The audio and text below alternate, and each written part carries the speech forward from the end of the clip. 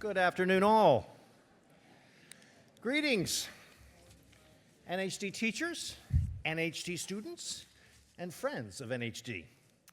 For 50 years, for as long as there has been a National History Day, Ken Burns has been making documentaries about history.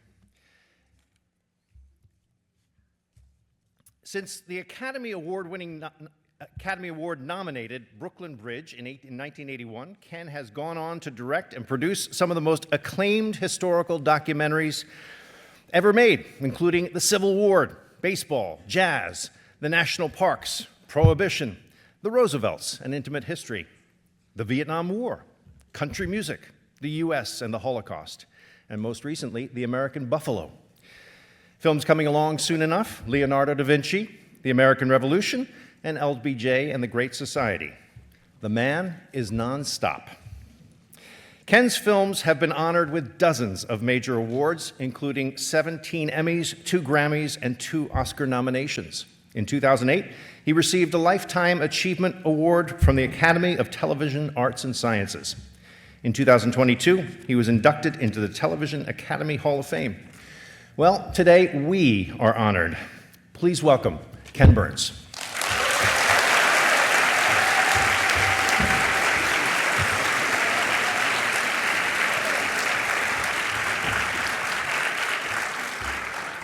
Thank you. Hey, it's very good to see you. I have a brief 9-part response to that speech. It should take until about midnight if we don't take any food or bath. No, I'm supposed to speak apparently for 15 minutes, but that leaves you only 15 minutes for Q&A. So I want to, first of all, just thank you. The honor is mine. I've been here many times before, and the number 50 is super important. Obviously, your extraordinary organization, National History Day, is 50 years old, and that's a wonderful thing to salute.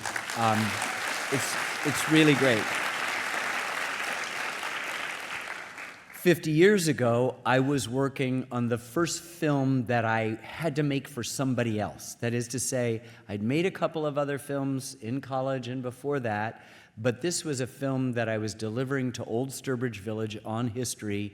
We'd gotten up at college at 3 in the morning, and which you know is hard to do, and drove over an hour to Old Sturbridge Village and film interpreters and their things. And the very last shot of this half-hour film called Working in Rural New England, I know, sexy title, was a pan across a painting. And, you know, if I'd known, I can still remember filming it and lighting it and trying to get the sun glare off the flakes of the paint. And if I'd known that that's what I would be doing for the next 50 years, is panning photographs and paintings, I would not have believed anybody, but I have, and I have understood that history, as you know, is our greatest teacher. It's the way we find out not only where we've been, but where we are and where we may be going.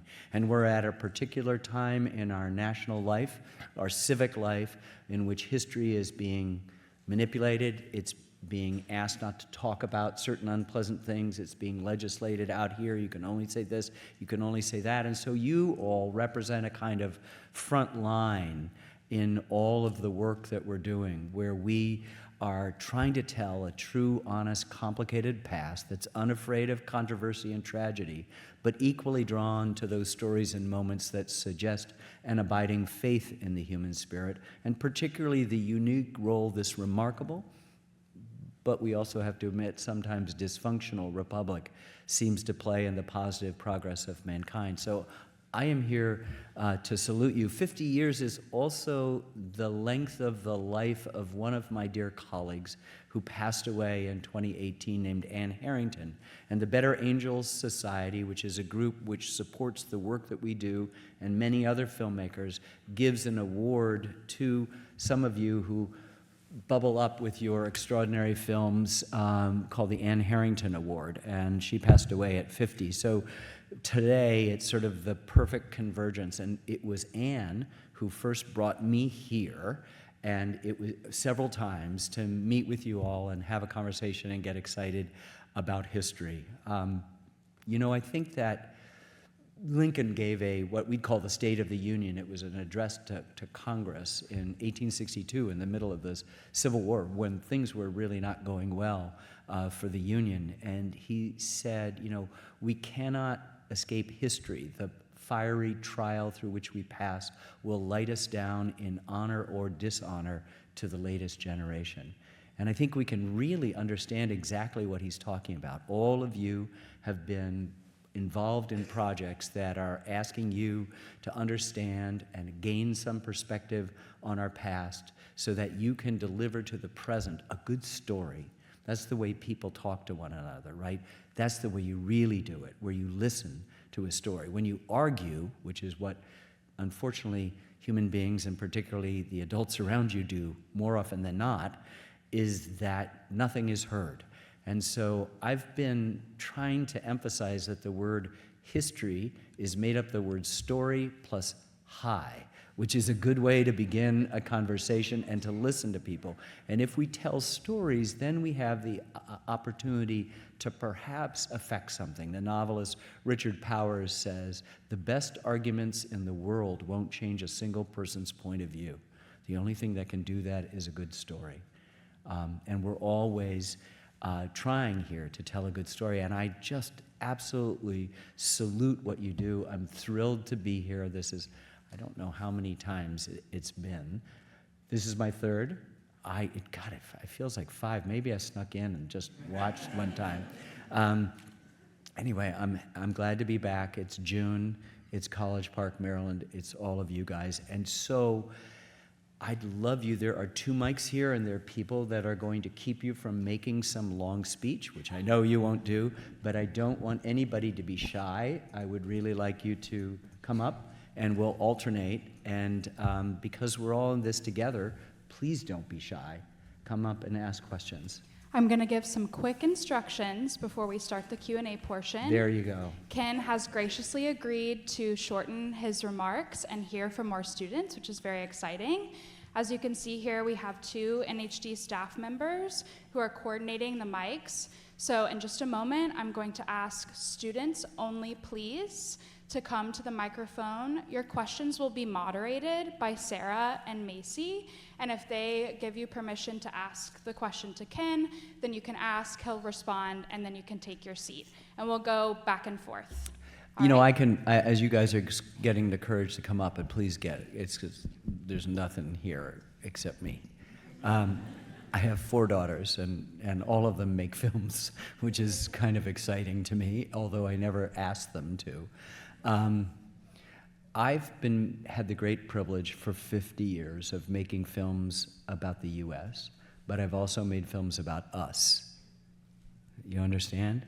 That is the 2-letter lowercase plural pronoun, all of the intimacy of us and we and our, and all of the majesty and the complexity and the contradiction and even the controversy of the U.S., and it is a privileged space to work on. And what you begin to realize is that as we accumulate and acquire an understanding of history, it becomes memory. And that memory is a kind of ambassador of our own foreign policy that cements our personal associations as well as our connections with our larger national narrative and the present today, the civic present. And I like to think of you and what you do as ambassadors as well. That is to say, you are a conduit, a place, an inflection point where the raw materials of the past are digested and you present them to your friends and your teachers and your country. And I've had the privilege of meeting so many of the winners and having a conversation with people about their work, and I am so proud of the quality, particularly under the guidelines and the limitations of that. So thank you all. I see we got a couple of people over there.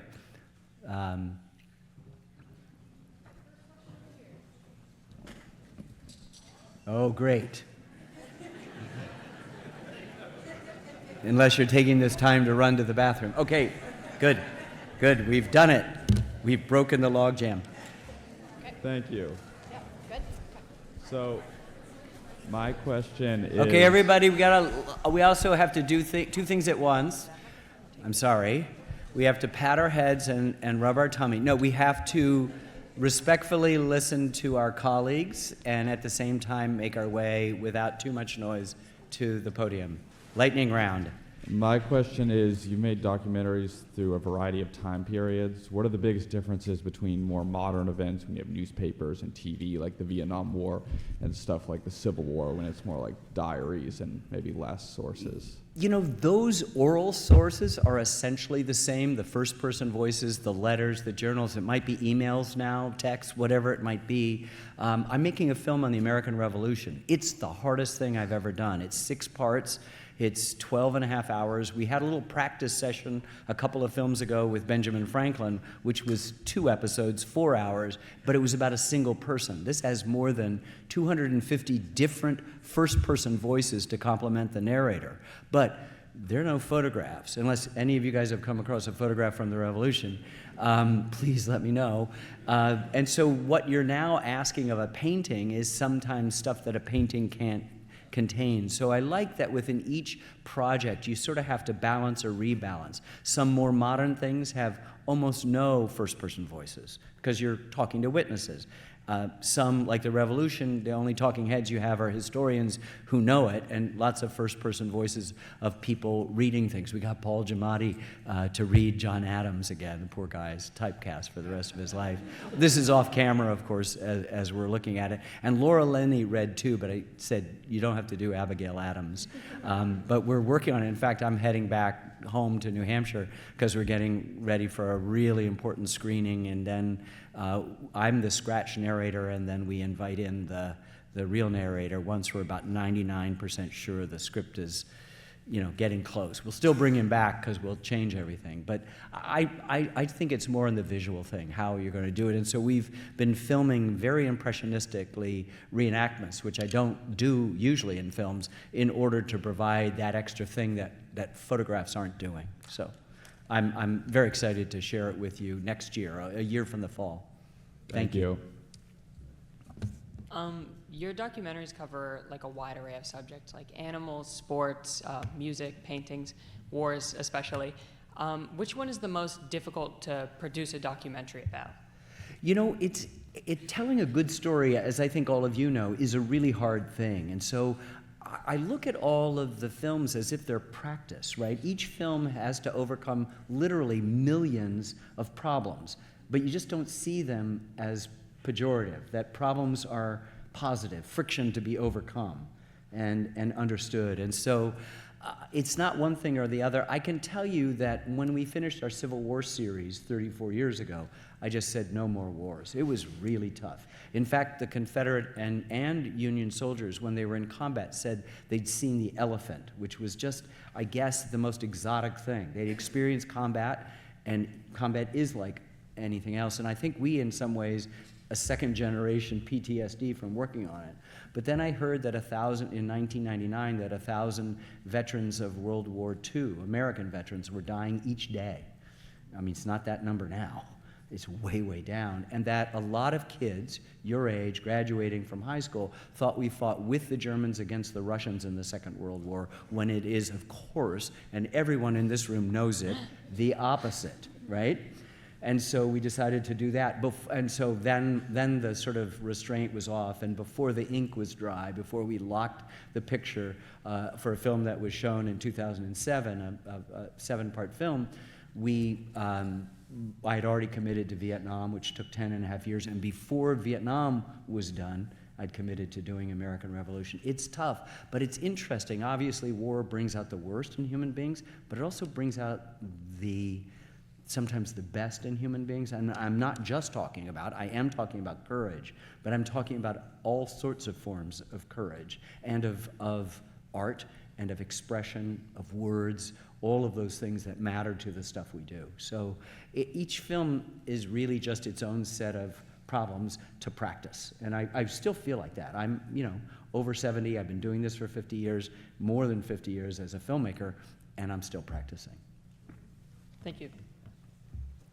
History is really complex, and there's so much of history, especially as we get into the more modern where everything's so documented. How do you figure out what to include and not to include in order to convey a cohesive story? That is the question for all of us here that you're confronting. It's what do? You can't possibly, for example, make a film about the few minutes we've been together, right? Because what would it be from my perspective? I'm just seeing a sea of faces. You're not. You're seeing one face, and it's got a different kind of background, and I have lights in my face, and you don't. You have a big 50 in front of you. You know, how would you accurately represent? You can't. And so what this becomes, I live in rural New Hampshire and have for the last 45 years, and we make maple syrup, and it takes 40 gallons of sap to make 1 gallon of syrup. And that's sort of what you do. You kind of don't want to impose your particular political or other points of view, but you want to see what you're drawn to and what you're selecting and what seems to be working. As soon as you put two shots together, it's talking to you and telling you what it needs. It's doing a third thing, right? Two shots together, and maybe within a shot, there's lots of information. So to us, it's submitting to process. It's saying, you know, I don't know. I am not going to superimpose until I know a little bit more, but I'm going to trust a voice inside of me that's developing still, sometimes is weak. I suddenly realized, I was in the editing room the other day and I said, you know what? I've never liked this shot. You know, and they go, why haven't you said anything? I said, I don't know why. And it was because that voice was so tiny and it grew, and we replaced it. We have a much better shot. So I think that's it. You just have to do it. I don't know how you put your pants on, but I put mine on one leg at a time. And so that's kind of a good way to do that and solve that problem. And in the course of it, it's so interesting. As you submit to process, you discover a lot about yourself.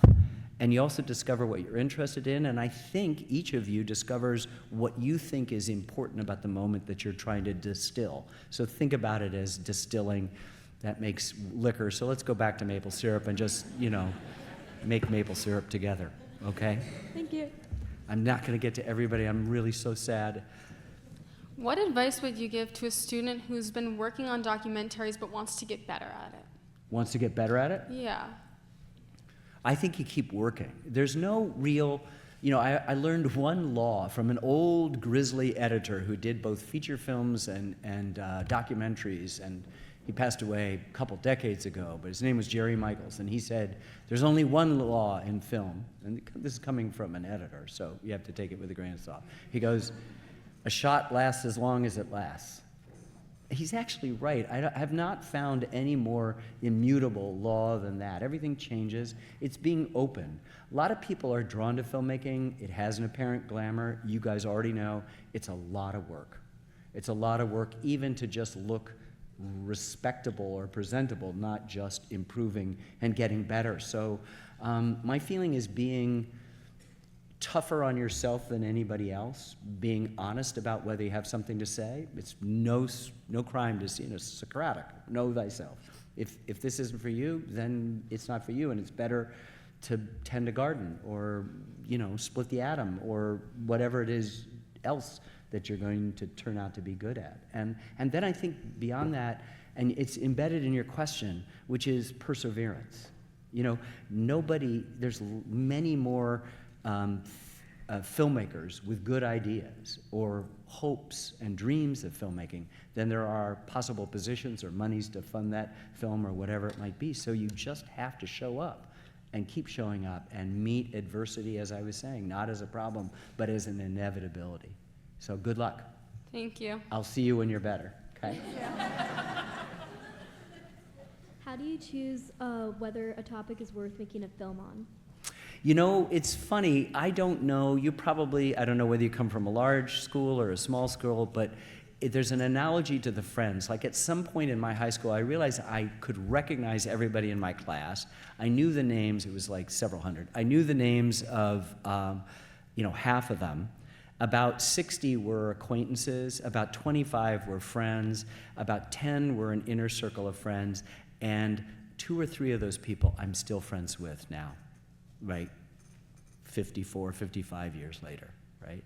So in some ways, whatever that process is, that chemistry, we call it in friendship, I'm drawn to a subject and I go, finally, yes. Sometimes it takes, as it did with Buffalo, 30 years. I wasn't disinterested in it. It just took me 30 years to find the bandwidth to say that I understood how we do it and we could benefit from new scholarship, particularly Native American scholarship. Many Native American scholars were rising within the ranks of the academic academy and were contributing significantly to our understanding. These are people who have 600 generations relationship with a beast that most of us in this room have had only, if we've had any, 6 or 7 generations. That's a big difference. I want to hear from them. So it took a while to incubate. Some things are like that. Like a friend of mine was saying, you should think about country music. And before he put the period on music, I was already working on it. It was that kind of thing. So I think it's just being drawn to something, we got a lot of chatter in our head, lots of choices, but whatever drops down to your heart, like the lottery ping pong balls, that's the one, just follow that. You've been filmmaking for over 50 years now. Out of all the films you've made, what's your favorite and why? That's a good question. Do you have siblings? Yes. Which is your parents' favorite child? I think you'd have to ask them. I'm not sure. I know what they'd say if they're good parents, and I can already tell within your question that they are. I've got 4 daughters. I would be a lousy father if I even entertained the idea that there could be any diminution. So each project, if you accept what I said before, is practice. Then, and I work with public broadcasting, which is a huge part of this, I get to release my director's cut every single time. So let me flip that on the head and just say, if you don't like any of my films, it's all my fault, which is the way I want it to be, not some excuse that many filmmakers, well, they wouldn't let me do this, they wouldn't let me hire this, they couldn't do this, I couldn't shoot this scene, I couldn't include that. And so they all represent in a way like children. Like I'm, believe it or not spectacular with dates, but I know the dates of all of my daughter's birthdays, and I know when all my films were born, as well. So, and that's 40, so I've got a lot of kids. Anyway, I just think that there are ones that I am known for. If somebody's doing some sort of shorthand, they would say, or even in the introduction, it gets reduced to 5 or 6 films out of 40. And, but I am Duke Ellington. Heard of Duke Ellington? He's an American composer. I believe he's the greatest American composer. He's certainly the most prolific, something like 2,400 compositions. Somebody asked him, what's his most important one? He said, the one I'm working on now. So right now, it's the one I'm working on now. So thank you. Very true. Thank you very much. Hello. In today's digital age where fast-paced media and information is more valued, how should documentaries as an art form develop? I don't think they have to do anything. Storytelling. I would just ask a question of everybody. Your question is unbelievable and to the point and on the mind of a lot of people, and they probably aren't going to form it as well as you did. But the work that you're proudest of, the relationships you care the most about, have benefited from your sustained attention, right? All real meaning accrues in duration. And it is okay to like kittens playing with balls of yarn. Or, I was told at the time the Civil War came out, no one will watch it because there's this new thing called MTV and all they do is show 2.5-minute music videos. And then later on it was the cat with the ball of yarn and YouTube. And I'm going, they coexist. It's okay. There's nothing wrong with, I have cats. I love cats. They're funny when they're playing with a ball of yarn. But I also want to tell you a little bit about the U.S. and the Holocaust. It's going to take a little bit more time. It's going to take 6.5 hours and 3 episodes. I'm going to tell you about the Vietnam War. This is super complicated. It's going to take 10 episodes in 18 hours, right? And we don't do that. Look what happens. We now live in a culture with a tsunami of information sources. When I grew up, there were 3-4 channels, right? That's it. Like you go to school the next day and everybody knew what was on because you watched one thing, somebody else watched something, and by the time you got through your first period, you knew everything that had happened on TV last night, even if you hadn't seen it, right? And you'd seen basically a third of it, right? Or a fourth of it. Now, you can't possibly know. But what do people do now? They binge. What's binging? It's basically saying, I can't stand all this noise. I'm going to watch one thing for however long it takes. And it's way longer than any film I've ever made. doing that, you know. So I think we discount and think that our attention span is being reduced. It is by the distractions. You know, these machines can really erode that. But it doesn't mean that even with that erosion, you're not going to stop and watch a compelling story, however long it is, however many seasons it was on, however long each episode is. And so I just think telling a story is telling a story, and it has a beginning and a middle and an end, and if it takes 2 hours to tell that, it takes 2 hours. If it takes, as Shoah, the great film about the Holocaust made by Claude Lanzmann, it takes 15 hours, it takes 15 hours, one film, with a little break in the middle, you know? Or 9 hours, I guess it is. And it's an amazing, I just watched it a few months ago.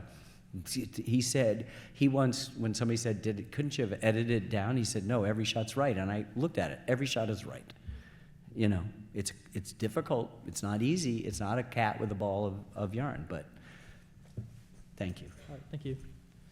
So obviously in the last 50 years, the style of which that documentaries and movies are edited and shot has changed a lot. What are your thoughts on that, and maybe what is your favorite era of editing style?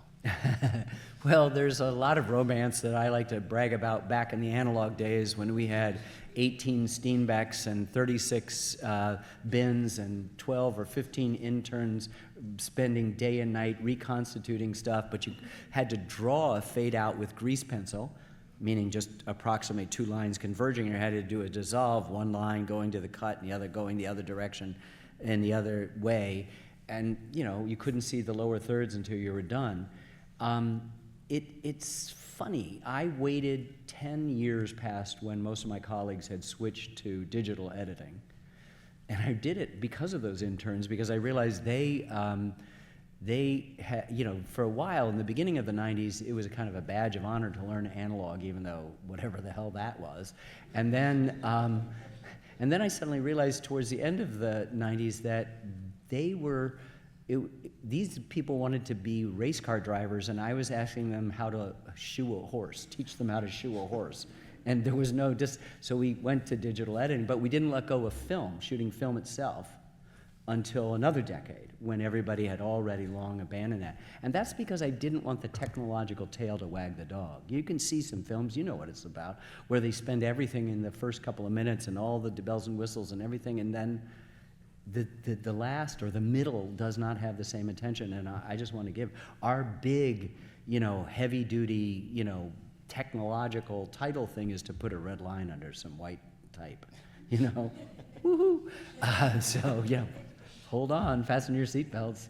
And you know, the titles, with the exception of 2 or 3 films, they're all just generic. They tell you exactly what it's about. We've made a film called Empire of the Air. It's about early radio, Not for Ourselves Alone, about Elizabeth Cady Stanton and Susan B. Anthony, women's suffrage movement. We made a film called Unforgivable Blackness about the rise and fall, but everything else is basically tells you what it is, straightforward, you know, thing. And I'd like to do that, because then I'd like to be able, when I finish it, to look at all of you and say, every single frame has gotten the attention. And so the digital stuff is a tool that can be used, and there's strengths and there's weaknesses to all the tools, and that you just have to learn to master it before it masters you. Now, just don't ask me a question about AI, because I just don't know. Thank you. So you've made a lot of documentaries about United States history. What draws you to that as opposed to European or Asian history? Is it proximity? What is it? You know, I knew I wanted to be a filmmaker when I was 12. My mom had died of cancer. She'd been sick for a really long time. I'd never seen my dad cry, and one day, she died when I was 11. One day when I was 12, he let me stay up late watching movies, and he started to cry at an old movie, and I got it. I just said, you know, something about his life, something about life had not given him any safe harbor, but this movie had. It had provided him with the space to experience stuff. So I wanted to be a filmmaker, and that meant a Hollywood filmmaker. By the time I went to Hampshire College in Amherst, Massachusetts, a wonderful experimenting school, still thriving right now, that all the teachers were social documentary still photographers and filmmakers. That reminded me that there is as much drama in what is and what was as anything the human imagination. And it was only then that I realized that I had spent my life having this just love affair with American history that I had. I mean, if somebody said, what do you want to be? It'd be a writer, then a filmmaker, and a filmmaker, and that was the answer. But it was all underneath. What I also loved so much was American history and the promise of my country, its aspirations as well as the fact of it, you know? When you say all men are, we hold these truths to be self-evident, that all men are created equal, the guy who wrote that owned hundreds of human beings and didn't see the contradiction or the hypocrisy, didn't see fit in his lifetime to free any of those human beings. And he really meant white men of property free of debt. We don't mean that anymore, and I like that aspirational, you know, pursuit of happiness. By the way, happiness is not just the acquisition of things, right? And so I've loved that story of my country, and I've wanted to tell it. I just completed with my oldest daughter and my son-in-law, we made several films, Jackie Robinson, The Central Park Five, Muhammad Ali. We just finished a film on Leonardo da Vinci, which is great. And I just comfort, in fact, with one of his neighbors in Florence, Italy in the Renaissance in the 1400s and early 1500s when he lived, was Amerigo Vespucci, who was an Italian explorer who discovered, and from the North Pole to the South Pole in the Western Hemisphere, it's the Americas, named after the first name of his neighbor. So I go, we're close. Maybe Leonardo's the first American just because of the way he innovates and thinks outside the box. Hi, so what would your turning point be in your filmmaking career? In my work? Yes. You know, it would outwardly, it would be the Civil War series, which was broadcast in 1990, and it was the 6th or 7th film that I had made, and 2 of the ones before had been nominated for an Academy Award, so the world was telling me that this is what I was supposed to be doing, but nothing like it. The adults in the room who were alive then, the country sort of stopped the way it doesn't do for a television program on PBS or about American history, and is nearly 12 hours of still photographs. It was something else. It's the most important event in our history, and you probably could have just been completely mediocre and made a film and everybody would have been involved in it. But that's sort of it. For me, obviously, the death of my mother is a turning point. But it was interesting, when I was nearly 40, I went to my now late father-in-law, and he was an eminent psychologist, and I said, I seem to be keeping my mother alive. The date she died is always approaching and then receding. And he looks at me and he says, of course. And I said, what do you mean? He goes, I bet you blew out your candles as a boy wishing she'd come back. And I go, how do you know? Then he listed like 3 or 4 other things that I did that no one knew. They were my deep secrets, right? And then he finally just sort of relented. He said, look what you do for a living. You wake the dead. You make Abraham Lincoln and Jackie Robinson come alive. Who do you think you're really trying to wake up? And so there was this moment of merger between an outer self that was describing, oh, I'm working on this project and this project, and an inner self that was still struggling to negotiate with tragedy that will visit all of us at some point and maybe has already visited many of you. And so I feel so blessed that I was able relatively early in my professional life to have those kind of gifts of meaning and of sort of correspondence. So there's lots of different kind of turning points, you know, in that, but those are the most meaningful ones, the inner ones. Thank you.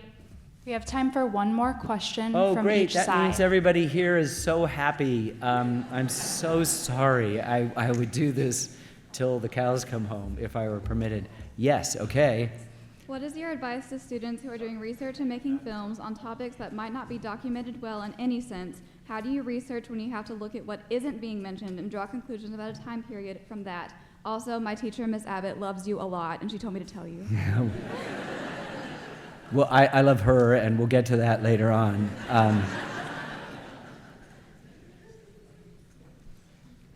You know, I don't think that there's any topic that's sort of off limits or out of bounds. Sometimes you find, you pick a subject like baseball. There's a tyranny of photographs and stuff. It's a tyranny. There's a wonderful movie called Moscow on the Hudson with Robin Williams, and he defects from, the opening credits are he's standing in line through the whole opening credits. He doesn't know what he's standing in line for with a friend till they get to a supermarket and all the shelves are bare and they've stood in line for nothing to get nothing. And then he defects and he goes into a New York City supermarket and he asks the guy where the coffee is, and he says aisle 5, and he looks, and there's 150 choices. He faints dead away. That's the tyranny of choice. Your question is about the tyranny of no choice, right? Both of them are tyrannies, and you have to find a way to be, subversive, right? Some of them is trying to make, for me in the American Revolution, it's the absence of a photograph that has galvanized an intense and every day, 24/7. I wake up in the middle of the night going, no, we're not going to use reenactment. It's just vamping here. We're going to try to do a live shot that will stand in for us. We'll treat our paintings like they're motion pictures and photographs, and we'll treat our live stuff like they're paintings. And somehow we'll figure out how the reenactments that we're doing in shadow and silhouette will work. And so I think, oral history is a legitimate tradition that can be explored. I think that there's lots of ways in which we can take what looks like nothing and make a very interesting salad. And that's kind of the challenge for all of us, because we all do know what it's like when we have too much stuff, right? Vietnam was like that too, just way too much stuff. Civil War, there were 1 million photographs taken during the Civil War. About 120,000 approximately survive in thousands of libraries and stuff, mostly the Library of Congress and mostly the Library of Congress. And I've looked at about 100,000, I think. I photographed myself by hand 16,000 of them. And yet, not a single one is of battle. Not a single one. Exposure times, danger to photographer, size of equipment, all of those sorts of things. So what do? Right? If you're making a film called The Civil War and maybe 20, maybe 25% of the screen time is people fighting, a battle going on. So we struggle to find ways in which to overcome that. And so I think that paucity of obvious materials is, in fact, just a challenge. Just go get and slay the dragon. Thank you. Thank you. Sorry.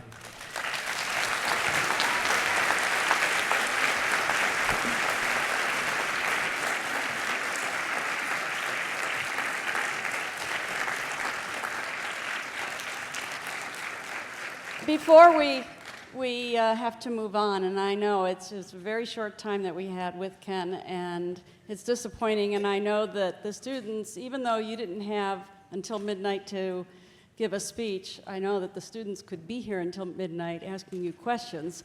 But I've got one. I'd be here if I wasn't. I've got one last one for you, if that's okay. I'm the director. I can decide when we leave and when we don't leave. And that is, can you just say a little bit about why it's so important to study the past to be prepared for the future, and especially why it's important to democracy?